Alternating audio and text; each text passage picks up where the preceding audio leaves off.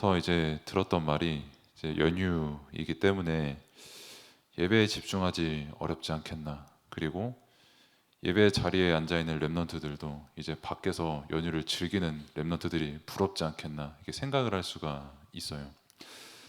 밖에 있는 렘넌트도 너무 귀하고 또 이 자리에서 예배 드리는 여러분들도 너무 귀합니다. 그리고 하나님께서 가장 가치 있게 보시고 또 하나님께서 가장 기뻐하시는 것은 렘넌트 한 명이 예배 자리에 있는 거거든요. 그래서 내가 뭐 예배 자리에 나왔으니까 안 나온 놈보다 뭐 더 잘 된다 이런 생각보다는 하나님을 기쁘시게 하는 그게 너무 감사한 그런 복된 예배 시간 되기를 축복합니다. 그래서 오늘 이제 갈보리산 이정표 말씀을 볼 건데, 일단 갈보리산이 뭐냐라는 질문이 들 수가 있어요. 그리고 이정표는 또 뭐냐라는 그 말이 어렵거든요. 그 생각이 들 수가 있는데, 오늘 읽은 본문의 말씀을 보면은 그 예수님께서 십자가에 못 박히시고 뭐 인간의 입장에서는 마지막 순간을 보는 장면입니다. 참 재미있는 건 이제 보통 사람이 죽을 때는 아 이제 끝났다, 이제 뭐 죽었으니까 뭐 이제 아무것도 없구나라고 이렇게 하지만은 예수님께서는 십자가에서 못 박히시고 이제 돌아가시면서 다 이루었다라고 분명히 말씀을 하셨어요. 그리고 실제 그 증거로 십자가에서 못 박히시고 예수님께서 돌아가실 때 갑자기 막 지진이 일어나고 휘장이 갈라지고 막 그랬었거든요. 그러면 오늘 말씀을 읽었는데 이제 뭐 다 이루었다라는 그 말이 뭐냐를 우리가 또 알아야겠죠. 그러니까 갈보리산에 이제 예수님께서 십자가에 못 박히신 장소, 그리고 이제 이정표는 뭐 요즘 말로 할 것 같으면은 뭐 내비게이션, 뭐 저번에도 말씀을 드렸던 것 같은데 뭐 내비게이션이라고 생각을 하시면 됩니다. 뭐 이제 구글 맵을 볼 수도 있고, 제가 요즘 티맵보다도 자주 이용하는 네이버 지도가 될 수도 있고, 뭐 여러 가지 그런 제품들이 있는데 아무튼 내 길을 인도를 하는 게 이제 뭐 이정표다 이렇게 아시면 되겠고, 그래서 예수님께서 다 이루셨다라고 머리를 숙이셨다 이렇게 말씀이 나왔는데 무엇을 다 이루셨습니까? 라고 이렇게 봤을 때 일단 먼저 이정표죠. 그러니까 우리는 하나님을 절대 만날 수 없거든요, 사람은.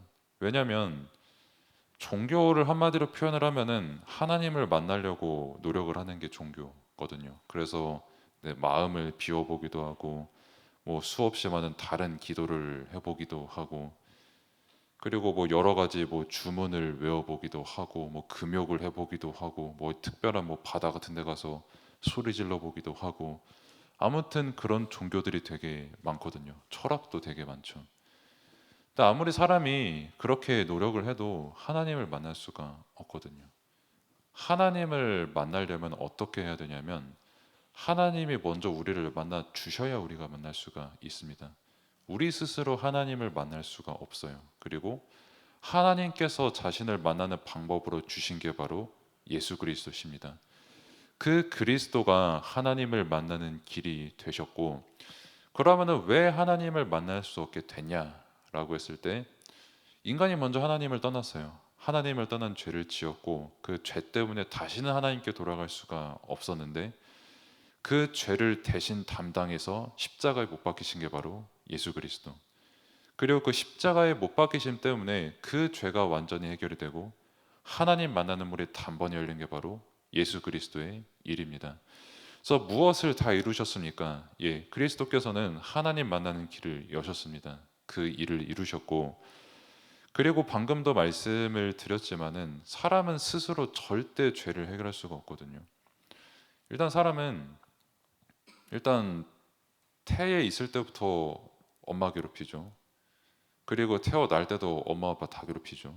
그리고 살면서 뭐 내가 기억하지 못하는 죄 너무나도 많죠. 저도 항상 저는 회개의 장소가 운전할 때거든요. 저도 개떡같이 운전하면서 남 개떡같이 운전하는 건 전 절대 못 쳐다보거든요. 나도 이상하게 하면서. 아무튼 뭐 수없이 많은 죄를 짓는데 어떻게 내가 죄 많은 내가 다른 사람 죄를 해결하고 어떻게 죄 많은 내가 다른 사람 죄 보고 판단할 자격이 있겠어요? 없어요, 저에게는. 다른 사람에게도 마찬가지고요. 그럼 죄를 해결할 수 있는 방법은 딱 하나입니다. 아예 죄 없는 존재가 나의 모든 죄를 대신 담당하는 거예요. 그 역할을 누가 담당했냐?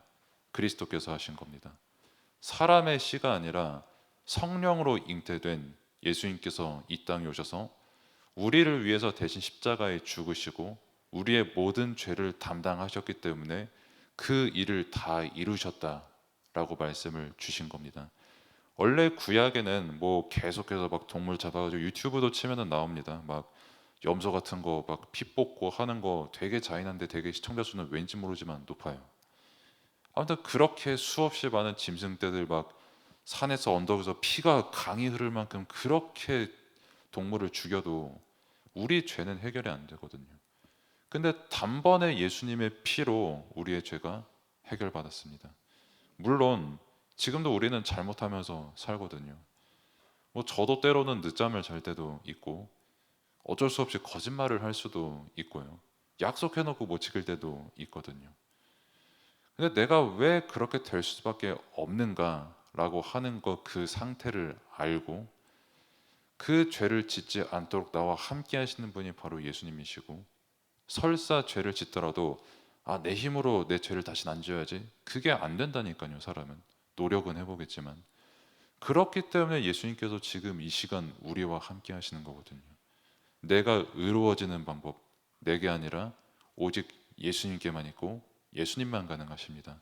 그 일을 다 이루셨고, 또 한 가지는 마귀의 일을 완전히 멸하셨죠. 뭐 제가 청신에서 강의하는 거를 뭐 화랑이는 어제도 봐서 알겠지만은, 그 마귀 뭐 일하는 거 뭐 문화부터 해가지고 뭐 사람 속이고 죽이고 전쟁 나고 하는, 그게 구글에 그냥 검색 조금만 해보면 사단 저렇게 잘 살아서 역사하고 있구나라는 게 너무 많이 보이거든요. 없다고 하는 게 더 신기할 만큼 보이거든요. 근데 그 일을 사람이 이기냐? 못 이깁니다. 오히려 이 세상에서 가장 엘리트라고 하는 그 사람들이 가장 앞장서서, 미안하지만 사단의 앞잡이 노릇을 하고 있거든요. 시대를 막론하고요. 잘 모르겠는데요라고 하면은 그 스탈린부터 위로 올라가는 그 프리메이스 사진 제가 보여드릴 수도 있어요. 뭐 그 증명된 역사만 그렇고 안 보이게는 수없이 그런 일들이 되게 많거든요. 그리고 뭐 그분들뿐만이 아니라 사실 저도 마찬가지고 다 마찬가지죠. 귀신의 영향에서 절대 벗어날 수 없고요. 당장에 뭐 저만 해도 밑에 집이 무당집이었고요. 굿하다가 안 되고 향 피우다가 그것도 안 돼가지고 뭐 다른 데 가셨는데, 아무튼 귀신의 계속 존으로 될 수밖에 없는 것. 인간은 절대 이길 수 없는데 그리스도께서 그렇기 때문에 단번에 마귀의 일을 멸하셨습니다. 어떻게? 죽으시고 부활하심으로써 사망을 이기셨다라는 그 증거가 되시고, 그 승리하신 그리스도께서 지금 이 시간 우리와 함께 하시는 거예요. 그 사실을 믿는 렘넌트 이 시간 되기를 축복합니다. 그래서 이 복음은 여러분들이 가지고 있는 주보에 나와 있는 대로 예언된 사건이에요. 그냥 어느 날 갑자기 그리스도께서 확 나타났다, 이게 아니라 창세기부터 계속 약속하셨고, 또 하나님께서 보내신 이사야 선지자 같은 분들을 통해서 그리스도께서 어떻게 죽으실지, 그리고 왜 그가 우리를 위해서 죽으시는지 성경에 이미 구약에 다 나와 있습니다. 그리고 고린도전서 말씀에서도 마찬가지로 실제 사도 바울도, 원래 사도 바울도 뭐 지금으로 말 같으면 예수 믿는 사람 욕하고 괴롭히고 때리고 막 그런 사람들이었거든요. 길 가다가 막 괜히 뭐 예수님이다 뭐라고 하는 사람. 근데 그 사람이 복음을 만나고 하는 말이, 진짜 예수님께서 우리를 위해서 죽으셨다, 그리고 부활하셨다, 그리고 지금 이 시간 우리와 함께 하신다. 그것 말고는 증거할 게 없는 거예요. 왜? 성경에서 예언된 그대로 예수님께서 오셨기 때문에. 한 명의 예언한 것도 아니고 몇 천 년 전부터 계속해서 그 한 분을 예언을 했는데, 그분이 바로 예수님께서 이 땅에 오신 예언된 그 사건이기 때문에요. 그리고 그 예언된 사건은 예수님 스스로도 직접 말씀하셨습니다. 내가 어떻게 죽고 조금 있으면 나 죽어. 엄청나게 기적 일으키시고 왕이라고 추앙받는 딱 그 시간에 제자들은 말도 안 되는 소리라고 하죠. 왜 당신이 죽냐고. 근데 자기가 어떻게 죽으실지 말씀하셨고, 너희는 다시 나를 보지 못할 거라고도 말씀하셨고, 그러면서도 너희와 영원히 함께 하겠다라는 말도 안 되는 말씀을 하셨거든요. 근데 말씀 그대로 됐습니다. 그리스도께서 죽으시고 부활하시고 성령을 보내셔서 지금 이 시간 우리와 함께 하시거든요. 그리고 이 말씀 우리에게 지금 그대로 성취되고 있습니다. 눈에 안 보이게 성령 지금 여러분과 함께 하십니다. 이 사실을 믿으시기를 축복합니다. 그리고 조금 더 역사적으로 보면은 이건 여러분들이 참고를 하면 좋은데, 일단 예수 그리스도의 부활은 역사의 기준점이 됐죠. 뭐 여러분들이 지금을 2025년이라고 하고, 뭐 저같이 이제 조금 이제 약간의 기억력에 조금 손실이 오기 시작하는 나이 때는 아직도 문서 작성할 때 2024년이라고 써요. 한 번씩 가끔도. 아무튼 지금이 2025년인데 그 기준점을 예수님께서 이 땅에 오셨다는 것을 기준으로 두고 있습니다. 지금도. 그래서 뭐 여러분들이 어디 가가지고 지금 뭐 천 몇 년이야라고 하면은 그거 설명한 거 꽤 오래 걸릴 거거든요. 근데 지금은 2025년이야라고 하면은 아 맞구나 이렇게 합니다. 기준점이 됐으니까요. 그리고 당시에 이제 예수님께서 죽으시고 부활을 하실 때 솔직히 부활하면은 가장 안 되는 사람들이 유대인이거든요. 자기들이 죽였는데 자기들이 죽인 예수님께서 부활하셔가지고 그리스도 일을 하신다 하면은 본인들이 틀렸다는 그 사실이 증명이 되고 실제 부활하신 예수님께서 우리 후손까지 분명히 저주를 받는다. 그리고 역사적으로도 뭐 홀로코스트 있었잖아요. 뭐 그 이전에도 수없이 많이 유랑민이 돼 있었고 그렇게 되면 안 되기 때문에 어떻게든 이분 부활하면 안 돼. 그리고 부활한 것을 감춰야 돼. 해가지고 뭐 부활하신 게 아니라 누가 뭐 시체를 도난을 했다. 부활하신 주님을 본 것은 뭐 환상을 본 것이다. 뭐 심지어는 죽은 게 아니라 뭐 기절한 것이다. 자기들이 피랑 물 다 뽑아봤으면서 기절했다. 뭐 이렇게 말을 하는데 오히려 유대인들이 그렇게 말을 하고 다니는 게 아 진짜 부활하셨네. 그러니까 저 사람들이 저렇게 말을 하고 어디서 봤다는 소문이 계속 나고 무덤에 사람이 있어야 되는데 없다라는 그게 증명이 돼 버렸거든요. 부활하셨다는 게. 그리고 빈 무덤은 뭐 여러 가지를 설명을 하지만은 그 여러분들이 아마 학교에서 한 번쯤은 사대 성인이 누구인가라는 것을 어렸을 때부터 배웠을 겁니다. 뭐 이제 예수님부터 시작을 해서 뭐 공자, 소크라테스, 석가 이렇게 말을 하는데 공자는 뭐 다들 잘 아시는 것처럼 그 산둥성, 중국의 산둥성이라는 곳에 무덤 굉장히 지금도 이제 그 단어가 또 기억이 안 나네요. 아무튼 세계 무슨 문화 유산으로 지정이 되어 있고요.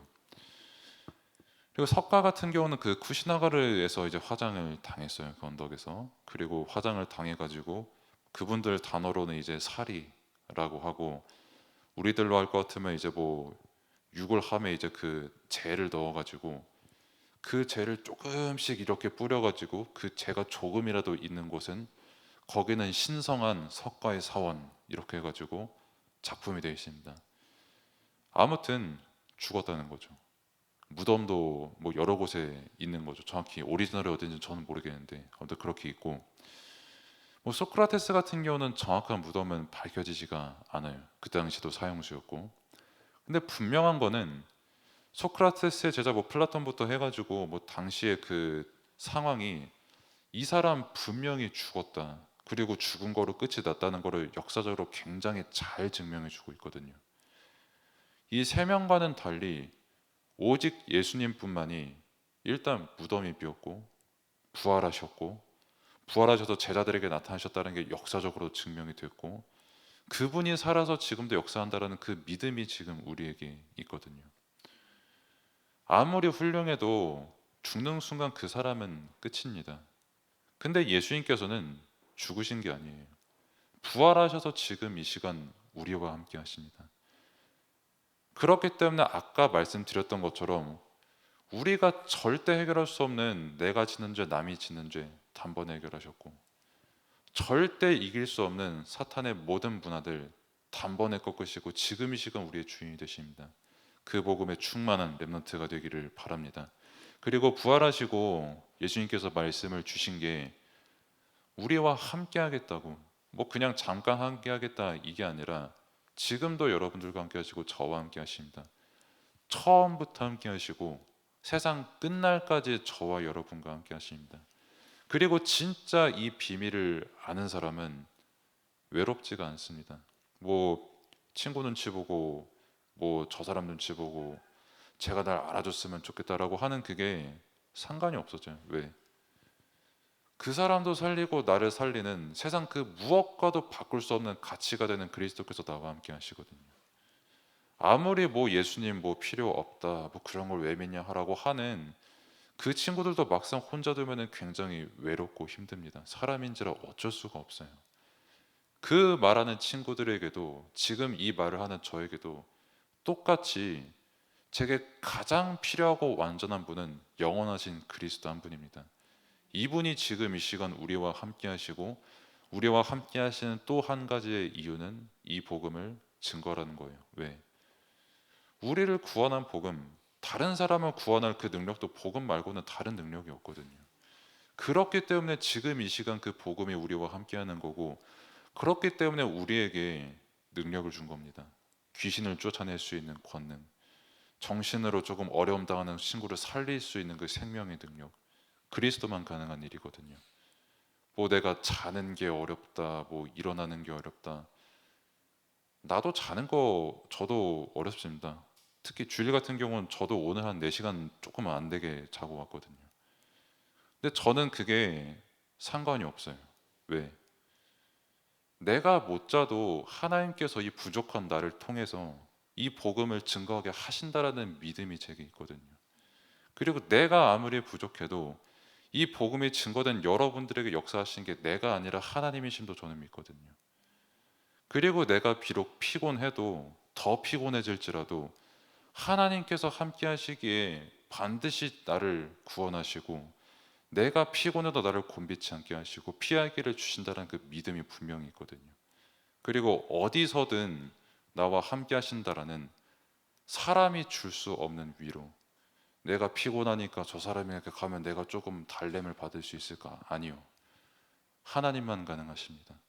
내가 피곤해도 하나님께서 함께 하시는 그 사실은 너무 기쁨이고 평안이고 감사합니다.